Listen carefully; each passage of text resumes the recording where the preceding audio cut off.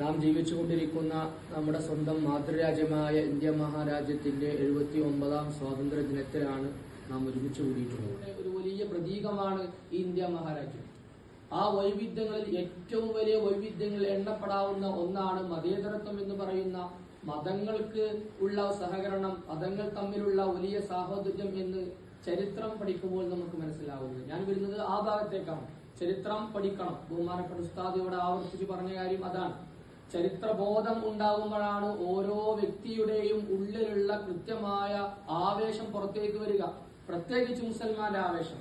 അവിടെയാണ് ചരിത്രം എങ്ങനെ പഠിക്കണം, ചരിത്രം കൃത്യമായി അതിന്റെ ഉള്ളിലേക്ക് ഇറങ്ങിക്കൊണ്ട് ചരിത്രത്തിന്റെ കൃത്യമായ വസ്തുത നമ്മൾ പഠിക്കുമ്പോഴാണ് ഈ ഇന്ത്യ മഹാരാജ്യത്തിന് മുസൽമാൻ ചെയ്ത ഏറ്റവും വലിയ, ഏറ്റവും ഉദാത്തമായ, ഏറ്റവും മഹനീയമായ നേട്ടങ്ങളുടെ, ഗുണങ്ങളുടെ പട്ടിക നമുക്ക് മനസ്സിലാക്കാൻ കഴിയുക.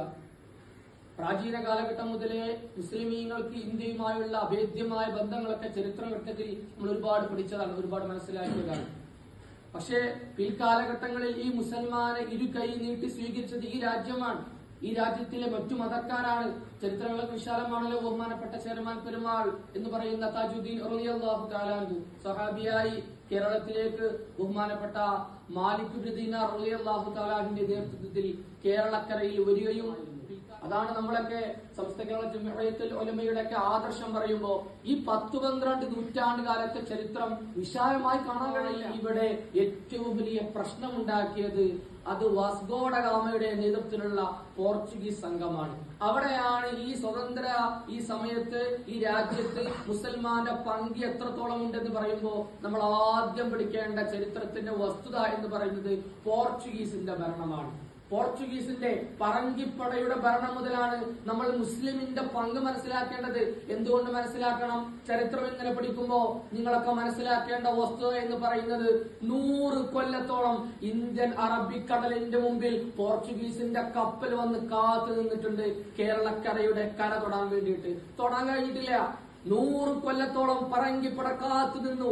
എപ്പോഴാണ് കേരളത്തിന്റെ വിരുമാറിൽ ഒന്ന് തൊടാൻ കഴിയുക? ഇന്ത്യ രാജ്യത്തേക്ക് എപ്പോഴാണ് തങ്ങളുടെ സ്വാധീനം വിപുലപ്പെടുത്താൻ കഴിയുക എന്നത് കാത്തു നിന്നത് 1 നൂറ്റാണ്ടാണ്, 100 കൊല്ലം. എന്തുകൊണ്ട്? പറങ്കിപ്പട സർവായുധ സന്നദ്ധരായ ഈ പറങ്കിപ്പടക്ക് കേരളക്കരയുടെ തീരം കാണാൻ കഴിയാതിരുന്നത് എന്തുകൊണ്ടാണ്? അവിടെയാണ് നമ്മൾ മനസ്സിലാക്കേണ്ടത്. ഈ 100 കൊല്ലം സാമൂതി രാജാവിന്റെ കീഴിൽ സർവായുധ സന്നദ്ധരായിക്കൊണ്ട് ഈ പറങ്കിപ്പടയെ, ഈ സംഘത്തെ പിടിച്ചു നിർത്തിയത് അത് മരക്കാർമാരാണ്, കുഞ്ഞാലി മരക്കാർമാരാണ്. 100 വർഷത്തോളം പിടിച്ചു നിർത്തി. പറങ്കിപ്പടയെ കേരളത്തിന്റെ തീരത്തേക്ക് തൊടാൻ നിർത്തിയത് 4 മരക്കാർമാരാണ്. 4 മരക്കാർ. ഇവർ കൃത്യമായ രീതിയിൽ സാമൂതിരിയുടെ കീഴിൽ വന്നുകൊണ്ട് സാഹോദര്യത്തിലൂടെ, സഹവർത്തിത്വത്തിലൂടെ, അവർ ഐക്യത്തിലൂടെ വലിയ സംഘമായി നിന്നു.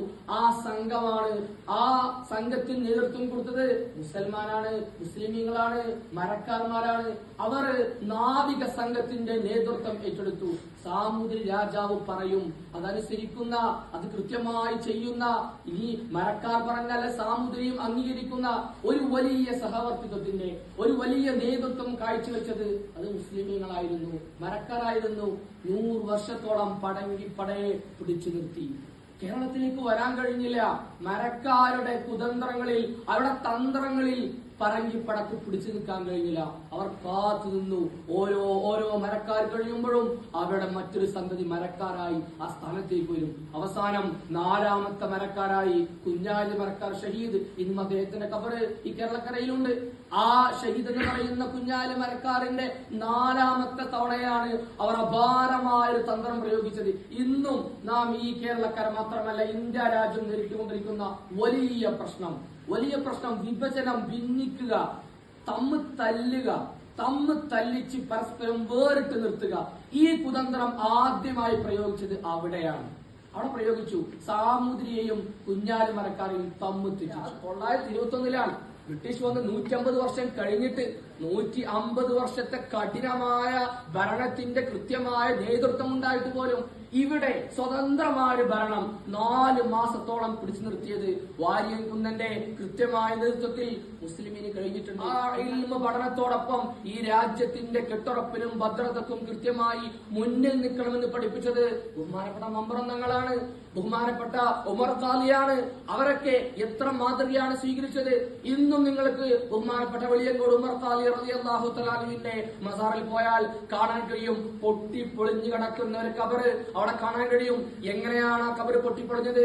ആ ചരിത്രത്തിന്റെ പിന്നാമ്പുറങ്ങളിലേക്ക് നാം ചെന്ന് നോക്കുമ്പോ ബഹുമാനപ്പെട്ട ഉമർ ഖാലി റളിയല്ലാഹു തആല അൻഹു ബ്രിട്ടീഷ് വർഗത്തിനെതിരെ ഏറ്റവും വലിയ പ്രതിരോധം തീർത്തതിന്റെ പേരിൽ അറസ്റ്റ് ചെയ്തുകൊണ്ട് അദ്ദേഹത്തെ കൊണ്ടുപോകുന്ന സമയത്ത് അദ്ദേഹത്തിന്റെ അപാരമായ കറാമത്താണ്, ആ അത്ഭുതമാണ്. അദ്ദേഹത്തെ ഇറക്കി കൊണ്ടുപോകുന്ന സമയത്ത് ബഹുമാനപ്പെട്ട ഉമർ ഖാലി റളിയല്ലാഹു തആല അൻഹു തന്റെ ആ പള്ളിയുടെ പുറത്തേക്ക് ഇറങ്ങിയ സമയത്ത് തന്റെ ഉറ്റ സുഹൃത്ത് മരണപ്പെട്ട് 6 അടി മണ്ണിൽ കിടക്കുന്ന സുഹൃത്തിന്റെ കബർ വീഴാൻ തുടങ്ങുകയാണ്, വിണ്ടുകയറാൻ തുടങ്ങിയാണ്. തന്റെ ഉറ്റ സുഹൃത്തിനെ ബ്രിട്ടീഷ് പട്ടാളം ജയിലിലേക്ക് അറസ്റ്റ് ചെയ്ത് കൊണ്ടുപോകുന്നു എന്ന വാർത്ത കേൾക്കുന്ന സമയത്ത് ആ കബർ പൊട്ടി അരുതാത്ത സംഭവിക്കുമോ, ലോകം ഒരു അത്ഭുതം കാണുമോ എന്ന ആശങ്കയിൽ നിൽക്കുമ്പോ ഉമർ ഖാലി റളിയല്ലാഹു തആല അപാരമായ ബൈത്ത്, അറേബ്യൻ കവികൾക്ക് പോലും എത്തിപ്പെടാൻ കഴിയാത്ത സാഹിത്യത്തിന്റെ ഉത്തുതിയിൽ നിൽക്കുന്ന വലിയ ഒരു കവിതാ ശകലം ഹൃദയത്തിൽ നിന്ന് പാടിയപ്പോ, വായ കൊണ്ട് പാടാൻ ആർക്കും കഴിയും,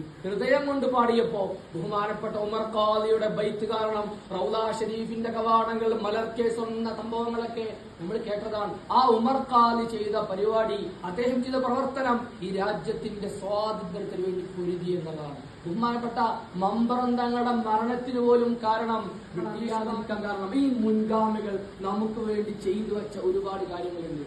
ഒരുപാട് കാര്യങ്ങൾ ചെയ്തു, ഒരുപാട് ത്യാഗം സഹിച്ചു. ആ ത്യാഗത്തിന്റെ ഫലമാണ് ഇന്ന് നാം അനുഭവിച്ചുകൊണ്ടിരിക്കുന്ന ഇങ്ങനെയുള്ള സ്വാതന്ത്ര്യം. അവരൊക്കെ ദീനിന് വേണ്ടി എത്ര ത്യാഗം സഹിച്ചവരാണ്.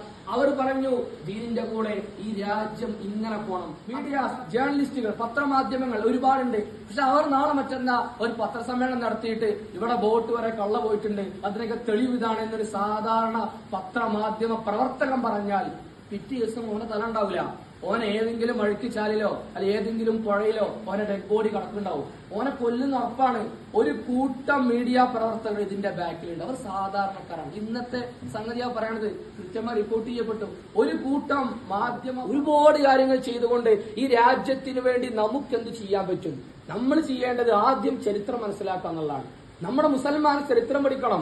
നമ്മൾ ആരായിരുന്നു, നമ്മുടെ മുൻഗാമികൾ എന്തായിരുന്നു, അവർ എന്തൊക്കെ ചെയ്തു, അവർ ഏതെല്ലാം കാര്യങ്ങൾ നമുക്ക് വേണ്ടി ചെയ്തു എന്ന് മനസ്സിലാക്കണം. അതിനാദ്യം മുസൽമാനായി ജീവിക്കണം. ഇന്ത്യൻ പാർലമെന്റിൽ ലോഹർ ബാങ്ക് കൊടുത്തപ്പോ എനിക്ക് നിസ്കരിക്കണം എന്ന് പറഞ്ഞ് നിസ്കരിച്ച ആളുകൾ ഉണ്ടായിട്ടുണ്ട്. ബഹുമാനപ്പെട്ട ബാഫക്കിതങ്ങൾക്കാർ അത് നമുക്കറിയില്ലേ. അദ്ദേഹം സമയമായാൽ എത്ര വലിയ രാഷ്ട്രീയ പാർട്ടിയുടെ ഔന്നത്യത്തിൽ ഉണ്ടെങ്കിലും സമയമായാൽ എനിക്ക് ഖളാ ആക്കാൻ കഴിയില്ല എന്ന് പറഞ്ഞ് നിസ്കരിച്ച സംഭവങ്ങൾ ബഹുമാനപ്പെട്ട അബ്ദുറഹ്മാൻ ബാഫക്കിതങ്ങളെ കുറിച്ച് നമ്മൾ കേട്ടതാണ്. ഇതാവണം മുസൽമാൻ. ഇങ്ങനെ മുസൽമാനായി നിൽക്കുമ്പോ അവിടെ സഹായം ഉണ്ടാവും, അവിടെ അംഗീകരിക്കപ്പെടും, അവിടെ കാര്യങ്ങൾ കൃത്യമായി ചെയ്യാൻ കഴിയും. അതിന് നേതൃത്വം കൊടുത്ത പണ്ഡിതന്മാരെ നമുക്ക് കാണാൻ കഴിയും. ഇങ്ങനെയുള്ള നല്ല രീതിയിൽ മുന്നോട്ട് പോകുമ്പോൾ ഈ ഇന്ത്യ രാജ്യത്തിന്റെ എല്ലാവിധമായ ഐക്യത്തിലും സാഹോദര്യത്തിലും സ്നേഹത്തിലും മുന്നിട്ട് നിൽക്കാൻ നമുക്ക് കഴിയും. മമ്പറന്തങ്ങളും അതേപ്രകാരം ഒരുപാട് ഹൈന്ദവരും തമ്മിലുള്ള ബന്ധം നമുക്കറിയില്ലേ. ഇവിടെ സാഹോദര്യം വേണം, ഇവിടെ സഹവർത്തിത്വം വേണം, ഇവിടെ ഭീകരവാദം ഉണ്ടാവാൻ പാടില്ല. ഇസ്ലാം പറയുന്ന ഭീകരവാദം ഉണ്ടാവാൻ പാടില്ല. ഇബാദിന്റെ ഒക്കെ SKSFന്റെ ഇബാദിന്റെ കാഫിലേക്ക് പോകുന്ന ഒരുപാട് ദാഇമാര് വന്ന് പറയലുണ്ട്, മിക്ക ഹിന്ദുക്കളുടെയും മനസ്സുള്ളത് ഈ മുസ്ലിങ്ങൾ ഭീകരവാദികളെന്നാണ്. ഇവരങ്ങനെ അവതരിപ്പിച്ചു കൊടുക്കാണ്. മുസ്ലിമീങ്ങൾ ഭീകരവാദികളാണ്, ഹിന്ദുക്കളെ കണ്ടാ കൊല്ലണം. ഇന്ന് പിഞ്ചു കുഞ്ഞുങ്ങളായ ഹിന്ദു മക്കളുടെ ഹൃദയത്തിൽ ഇവർ അഡിക്റ്റ് ചെയ്ത് ഇൻജക്ട് ചെയ്ത് കുത്തിവെക്കുന്ന വിഷം വർഗീയതയാണ്. ഇങ്ങനെ അല്ല എന്ന് പഠിപ്പിക്കേണ്ടതാരാ? അത് നമ്മളാണ്. നമുക്ക് പറയാൻ കഴിയണം ഇങ്ങനെ അല്ല. അത് സ്വന്തം ജീവിതത്തിലൂടെ കാണിച്ചു കൊടുക്കാൻ കഴിയണം.